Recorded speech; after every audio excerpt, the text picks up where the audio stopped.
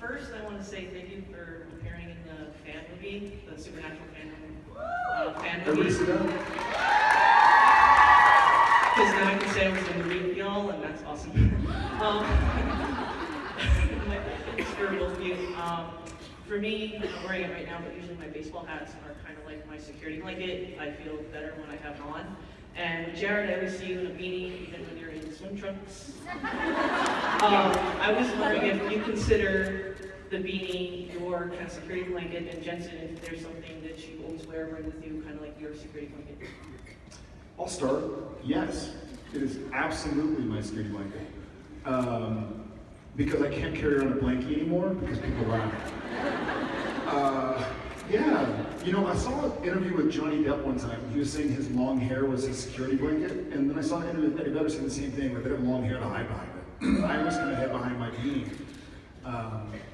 And I still do it. I fly with it, I wear it at home. So, yeah, I guess it is. Yeah. Good catch. Even if I'm not wearing it, I've got it close by, so. You're welcome. Yeah, I normally have a ball cap on when I'm not either doing this or on camera or, but if I'm just kind of cruising around, I normally have a ball cap on, but that's, I don't know if I would consider that a security blanket, or just something that I've always been comfortable having, and it's really just because I don't feel like grooming my hair. It's more out of laziness than, you know, insecurity or whatever it might be that would require that.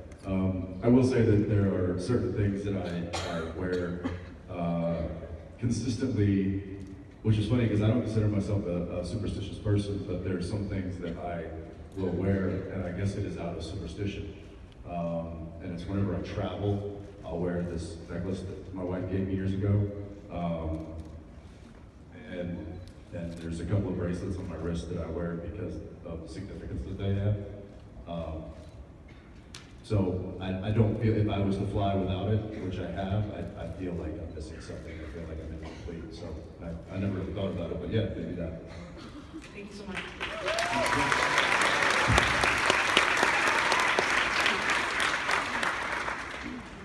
Hi, my name is Victoria, and I'm from Vegas. And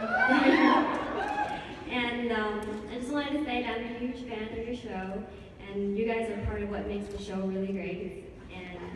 And I recently got my husband to start watching the show as well. And my question is for Jared and Jensen. You guys are both happily married, and I noticed that many people have a hard time explaining how they know their significant other is the one they're going to spend the rest of their life with, the one that they want to be with. And so I wanted to ask you guys, how did you know that your current, who you're with now, was the one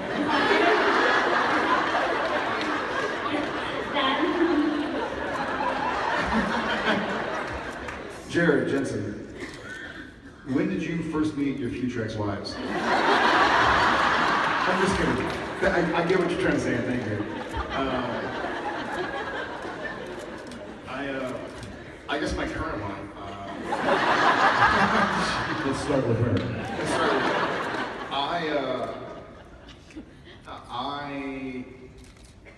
You said something kind of amazing in your question, which is that a lot of people have a tough time or a difficult time explaining to their significant others or themselves what it is.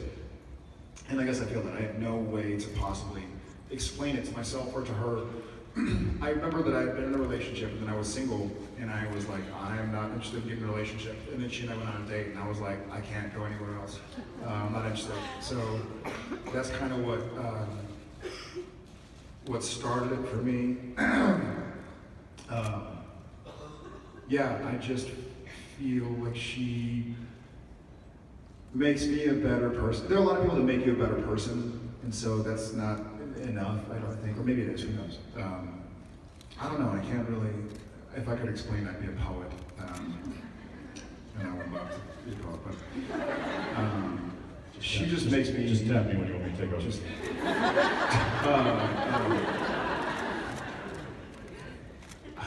it's It's really difficult. It's really difficult. She makes me feel safe. She makes me feel loved. When I'm in a position where I don't love myself, I know she loves me. You know, she's just an awesome, awesome lady.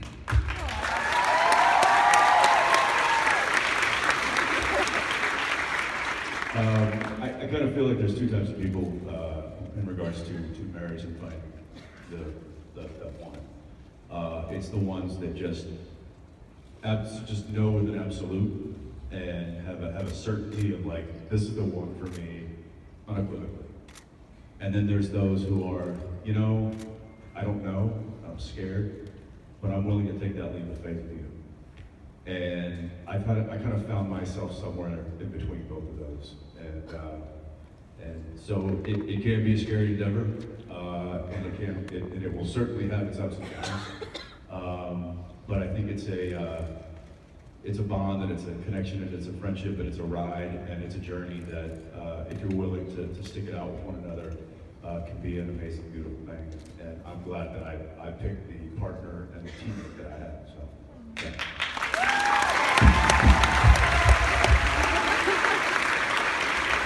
Thanks for giving your husband to watch. Thank you. You got it. Hi. Hi, my name is Melissa, I'm from Phoenix. Hi, Melissa. First, I want to say that a tied up and bloody Sam is totally my favorite. Because it guarantees you an absolutely furious, sexy decapitation from Dean. My question is,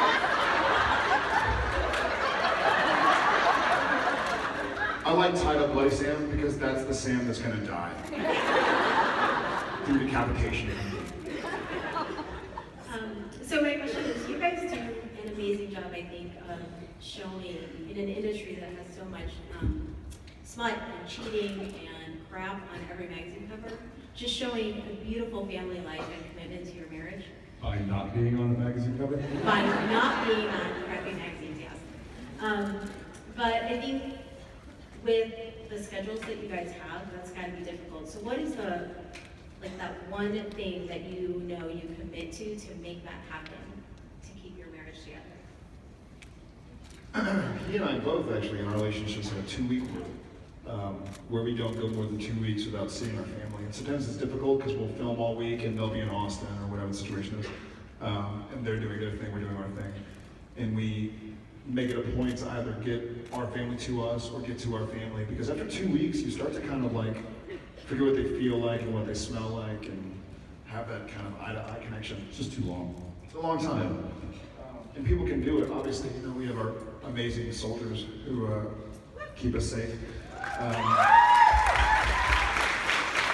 And they are stronger than I am. I need that kind of reassurance with my wife and kids more often.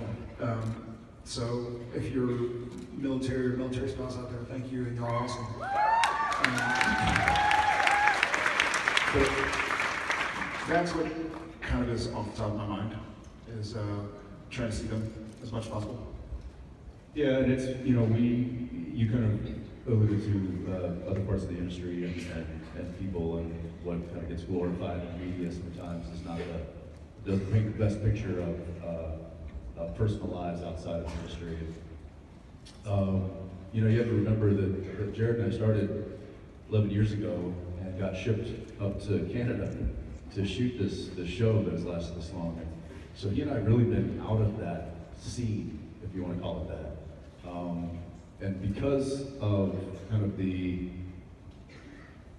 success that the show has had on the level that it's had, it's kind of kept us like just off the radar of a lot of the major news people. Honestly, I remember, I think we talked about this, I remember reading an article Matt Damon gave maybe a year or two ago, and he said, you know, every year the press show up and they follow me, walking my kid to school and back, and it's the same thing. It's like, yep, still boring. And if you don't give people anything to report, then they're going to kind of leave you alone. And I think Jared and I, you know, we're not scandalous people, and we're not trying to destroy our lives or lives of others, or do things that you know get those tabloids. And so I think we kind of find comfort in being being boring. We'd rather be exciting on screen than boring in real life. I love boring. Yeah, and so you know, I think it's awesome because it allows us to have a real relationship with our wives and our children and our family and our friends and you guys, and it's real. We don't have to pretend to be some persona in the public eye and keep that up. We can just be ourselves, and I think that's really important in his and I's relationship between each other, with our crew, with our family, with our friends, and I think the fact that he and I have been able to kind of keep each other accountable in that regard has helped all of those relationships flourish.